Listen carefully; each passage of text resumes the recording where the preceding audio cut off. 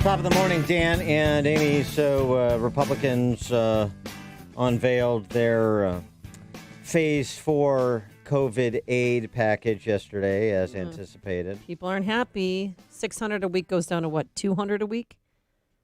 That's one of the... Correct. $200 a week supplemental unemployment insurance to replace, combined with state benefits, to replace 70% of previous wages for the unemployed. Democrats have proposed keeping the $600 a week supplement. Of course they have, paying millions of people more to not work than to work. That seems to be a rather curious approach to trying to get people back to work, is to pay them not to work. But that's me. I don't know. It seems pretty straightforward, but again, that's me. Despite conceding the payroll tax cut, what was Nancy Pelosi's reaction to it? What was the reaction? They're not serious. Yeah. You think you gained something. I mean, I know that's just posturing on her part. It doesn't matter. They could have proposed the identical legislation to the House Democrats, and Nancy Pelosi would have still said they're not serious, and because it's reflexive. You have to take that position if you're a Marxist like Pelosi. But there is no plaudits coming from really any direction, maybe with the exception of establishment Republicans, and that is a pretty small constituency. For more on this and its impact on the markets and recovery against the backdrop of the ongoing COVID-19 whack-a-mole state by state, we're pleased to be joined again by Jim Iuorio, CNBC contributor and the owner of Brandt's and Palatine. Yes. I made my maiden visit to Brandt's just a couple weeks ago. And I was there Friday night. Good for you. Well, good for you, Dad. I had the ribs, and the ribs were excellent. No, they fall off the bone. It's the best ribs, honestly, anywhere in Chicago It's area. tough to find good ribs in Chicago. I was telling Jim when we visited with friends after a round of golf, and you just like Twin Acres, and then you sort of search for a place to go, and the other place to go is Brandt's. It was great. And you know what made them taste even better? What? Jim picked up the tab. Oh. There's nothing that tastes better than free food. Must be nice to be you. Jim Iuorio, CNBC contributor, thanks for joining us. Appreciate it. Thank you for having me. And I picked up the tab because I was dining with you. I've not been lucky enough to be invited to the Amy Jacobson table yet. Oh, that's right. Yeah, that's a hard ticket. Right. Yeah. Yeah, it's a tough one. I'm trying, though. Yeah. I'm smiling. I'm doing the best I can. Sure, yeah. Jim, is the $1 trillion we're going to throw onto the pyre here as proposed by the Trump administration, is that going to have any particular effect? Well, okay, here's what the markets seem to be telling us is that it's fine. It's nothing special. It's nothing not special. Both the S&P and the NASDAQ take it in stride. The dollar was absolutely getting pummeled of the last few days, and gold and silver have been rallying hard. And to me, that was an indication that the markets are telling us that the things that the government is doing, whether it be the Fed zeroing out interest rates from now till forever, and then buying every different security, and the federal government spending trillions every week, had limitations, and those limitations were going to show up in currency. So in the dollar, by the way, the dollar losing a few percent is a big deal, but it's not a huge precursor to some cataclysmic currency event yet. I mean, as long as the dollar stays above 90, I think it seems reasonable. But just to get back to your question, the dollar is telling us that what's happening regarding stimulus is not too hot and it's not too cold at the moment. If anything, it's probably running a little hot. Well, and it's, we're going to throw another round of $1,200 checks out into the hustings, at least according to the GOP proposal. And again, I mentioned this yesterday. This just really sticks to me, which is Mnuchin saying that the $1,200 check is even better than a payroll tax cut because it gets into people's hands faster, essentially making the two equivalent, if not a transfer payment from the government, better than a reduction in the government's burden on a business. He's equating the two. It's crazy when we're a couple months away from an election how generous they all get. I just don't understand. It doesn't even seem like they care about what's for the greater good. It's just, and I don't even, I mean, I'm much more comfortable bashing the Democrats, but there's plenty to go around. Let's bash Republicans too. They're just wrong about that. You have to provide incentives for people to work, or they won't work. I mean, we know that to be true. I don't see. There's no great mystery here. That it's just asinine. So if you got $1,200 the first round, you'll get $1,200 the second round. And what about a family of four still getting $3,400? This part I don't know. I don't dig into the minutia of it because I just watch the way the market reacts because it's much more important to me the market's reaction to it. And again, like I said before, the dollar is still under pressure. The dollar is still showing us caution flags. And both, by the way, both gold and silver reversed hard overnight and are a little bit lower now today. But I think that's more of a market position. It was a short squeeze last night in a market position thing. But the dollar's telling us that there is limitations to this policy, and if it blows over, it's going to blow over in the currency. And when those things happen, I mean that's the ugliest of all the problems when you have a depreciating currency and potential hyperinflation. Again, I'm not saying there's going to be hyperinflation, but the chances went up a little bit. On the monetary side of the house, we have a new development. Jerome Powell and his toolbox. The Fed talking about directly setting interest rates by edict for the first time in about 70 years.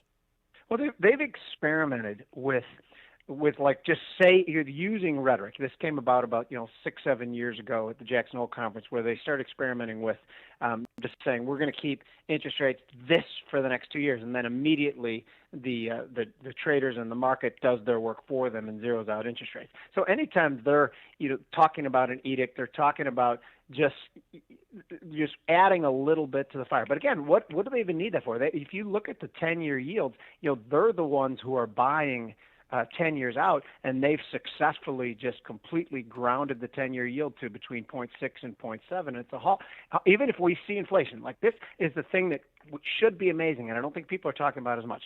Gold and silver are flashing us potential inflation. The dollar is getting pummeled, and the 10-year just stays absolutely stuck in this range because it's the equilibrium of the Treasury selling and the Fed buying, and nothing else seems to matter. So they've zeroed out rates along the way, and they've proven that they can do that for a while. I hate to see when that runs out.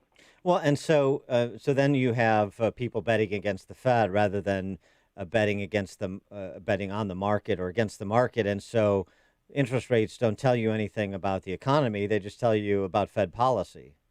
And any time that the Fed gets in the way of normal market activity, over time, that eventually blows up. And we've seen that now twice, in our adult lifetime, once with tech stocks, once with real estate, when they interfere with the normal market and they inflate bubbles. And now, I've heard people refer to this as the everything bubble, and I kind of tend to agree, although the everything bubble, I'm not sure how that pops because it tends to be what we've seen before is people start to really extend themselves in one asset class. And when that implodes, it drags everything else down. But if you look at what's happened realistically for 10 years, but more importantly, since the pandemic broke, this rally in stocks is 80% about free money that's been thrown at this problem. Not just domestically, but the world central banks keep throwing money at the market, at the problem, and we keep being the cleanest shirt, whatever that expression is. So they are interfering with normal market activity, and when that explodes, I always picture it like a spring, just coiling and coiling tighter. And when it explodes poorly. Because the question's never been should they have been aggressive during this time period? Because the answer to that is yes. But as it starts to as we start to get by it, will they move back? And their tendency is no. Well, let's just back up a step and do a little Econ 101 for those less steeped in the market. And you're sort of getting to it, but I want you to be explicit starting from the base, which is why does the world need a market price for the 10-year Treasury yield rather than a Fed price? Well, there's two reasons.